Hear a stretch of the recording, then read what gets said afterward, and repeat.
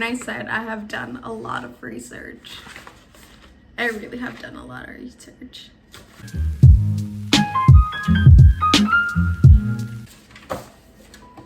Okay.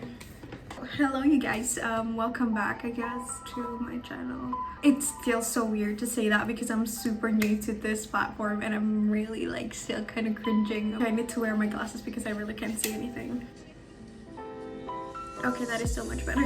So in today's video, I want to talk about a topic, an issue actually, an issue that has been happening around the world. The issue is about colorism. I'm sorry if my English is super bad. I haven't spoken English in like so long. I've been dedicating literally so many hours and days and even months to research on this specific case, on this specific issue, because one of the reasons is because I got selected to do a TED Talk back in my school in UWC Changshu, but then since the whole situation of the COVID-19, I didn't get to express what I wanted to say about this issue. But even though I didn't get to talk, I didn't get to share my experiences, I didn't get to share my knowledge about this issue, I feel like this issue still should be brought up, even though it's not gonna be through another big platform such as like TED Talks or I don't know, like seminars or like something like that. I have this platform, I have my YouTube channel, even though I don't have that many viewers per se, but I feel like this is enough to make an impact, to make my audience, whoever watches my video, to understand and start to acknowledge that this issue exists. So yeah, that's basically the reason why I actually wanna talk and why I've been like putting so much effort into researching to find out more information about this issue, because there are not a lot of coverage about this issue. Another disclaimer that I want to make about this video is I would mostly be only talking about colorism issues in Asia, specifically in Southeast Asia region, as I'm more familiar in that context, but I am still very much acknowledging that colorism happen and exists in many parts of the world. But since my own background is from a Southeast Asian country in Indonesia, I want to highlight the issue specifically in the Southeast Asian countries, since I live in Southeast Asia and this is what I've been exposed with since I was a kid. So therefore I would only speak on the behalf of a Southeast Asian perspective. This was like all my TED Talk notes and everything, and I'm just, you know, like, why not share this, share all the information that I've retained from all the research and stuff to actually make people acknowledge about the issue. I remember back in 2018 I made a workshop back in my school and it was with Bea. Bea is from the Philippines. It was actually quite surprising because not a lot of people understand the issue, or even they didn't realize that the issue existed. I have my notes beside me, like on this side, so if I'm gonna look at this side, it's probably just because of me. I need to like look at some pointers of my own notes. If you see me right now, you can see me. What would you say of my skin color? Like, do you think I'm a light skin? Do you think I'm dark skin? I don't know, like, you might be thinking that I am a light skinned person, you might think that I'm already a dark skinned person, whatever you're thinking. I would consider myself as a tan person. Since I was a kid, I've always been like the tan kid and I've always been the darkest kid. I've never really acknowledged it when I was a kid. I've always wanted to be white. Even though when I was a kid, I remember when I was like 4 until 7 years old, I would always go outside of my house and I would always play outside in the sun and everything. I was super happy, and yeah, I got super tan because I was literally playing around at 12 p.m. where the sun is like blazing through my skin. Even though I put on sunscreen and everything, I've always, you know, it's my skin. I produce more melanin than probably other people. So yeah, my skin was darker than most of other kids. So I've always been the target for any type of bullying or some sort. And yeah, just because my skin is darker than everyone else, just because my tan is darker than anyone else. I am from Indonesia, and if you might not know, everyone that comes from Indonesia, they're most likely to have like tan skin, as I am, as it took me a while to actually, wow, you know, like this is going really old. Why can't I just live with the skin that I have? I know that some other people would have it worse than I am, and some other people might have it easier than like what I've experienced. So it really depends, but it really does happen on a regular basis, and it seems to be normal in the society, especially in Southeast Asian countries, like to be wanting a lighter skin. That also triggers me to research more about this issue. I'm like, why is that? Like, why does it seem so normal when, you know, that really messed up someone's self-esteem? So I'm gonna define the term about what is colorism. I'm gonna also put the definition on the screen. So colorism, as Evelyn Nakano-Glenn, a graduate school professor at University of California, Berkeley, refers to the issue as it is the preference for and privileging of lighter skin and discrimination against those with darker skin. That's basically the meaning of it. That's as simple as that, as easy to understand as that. So you're just longing to have a lighter skin tone. You're just longing to have that white skin. You might also ask, how or why does this issue started to blow up? The issue itself is the inheritance of European colonialism.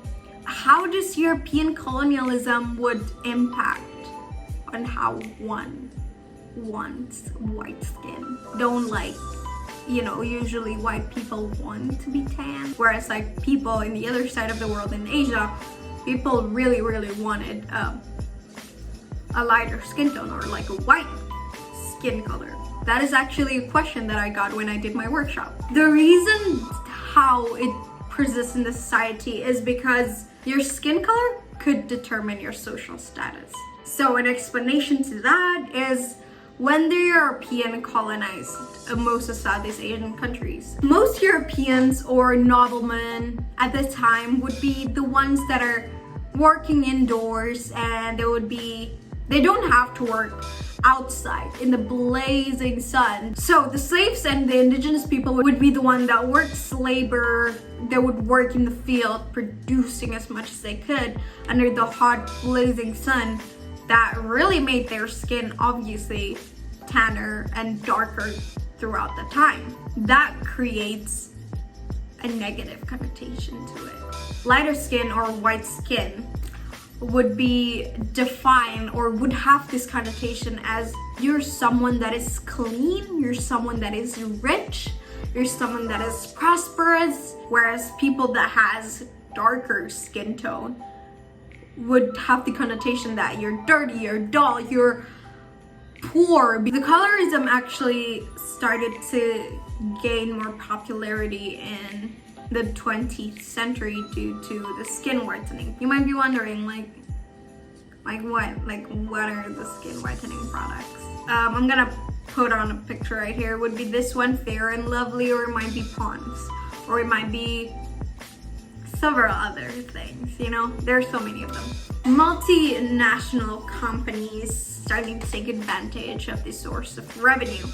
Yeah, as I mentioned before, these are from the companies that made the products that I mentioned before, that I showed before.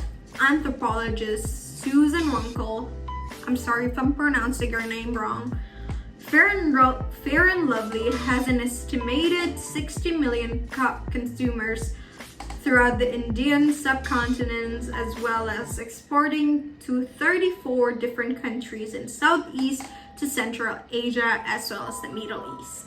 Skin whitening products such as Fair and Lovely, or if you're Indonesian you would know Citra or Pond's, is very accessible literally everywhere. You would just go right outside and your neighbor is like opening a store that they just like made, you know, that they just like created themselves, and you would find those products there. So that's how easy you can get in touch with those skin whitening products, and that is the reason why it gets super popular in Southeast Asian countries. This is why this is the scariest part about the skin whitening products. Obviously, as consumers that is dying to have a lighter skin would obviously seek for products that would give them the fastest result and the best result possible. And little did they know, all these products that they've been putting into their skin, products that contains mercury, could actually cause black spots and skin irritation, and in high dosage it can cause you cancer. I could just like turn on my TV downstairs and I would see probably like 5 skin whitening products like advertisement in the course of like 30 minutes of me watching the TV. So you might be wondering, how do they advertise this skin whitening products? This is how they would do that. They would portray a girl that probably has the same skin color as I am, or perhaps darker, and I would fail all of my tests. And guess what? The reason is because I have a dark skin. And then one day, let's pretend that this is the product. One day I found this product and it is a miracle to me. The next thing I know, I'm excelling all of this exam. I have a boyfriend that is super hot because I have a lighter skin tone now. That really goes on how they would present the message like to the audience. The fact that they're portraying their advertisement like that gives a meaning, that gives a connotation on how, if you have a dark skin, if you have a darker skin tone, that means you would never be able to achieve anything, and you would be seen as you would be ugly. The advertisement that I mentioned before, I would also put links of skin whitening advertisement down in the description below so you can actually watch them. Reach out to me on how that skin whitening products make you feel, because there are some of it that are very degrading towards people of color, towards people that are actually already comfortable with their own skin color. A lot of people, especially people of color, starting to feel ugly. They start to feel embarrassed about having darker skin color. The audience, the consumers, have been indoctrinated by this belief, not only by the media, but sometimes also by their families, by their relatives, by their friends since they were a kid. They start to seek for this skin whitening products in order to feel good again about themselves. In the extreme cases, this would impact a lot of audience, a lot of consumers, to feel like they would need to close them off from different opportunities that are available to them just because of their skin color, just because they are not happy or feeling good about their skin color. So yeah, I guess that is it for today's video. It could be a difficult topic to process. I really just want to share my thoughts and opinion about this issue, and I really feel like this issue should be acknowledged by a wide audience. I know that I'm blabbering a lot, but I hope the issue makes sense, and I hope all the information would help you learn more about the colorism issue.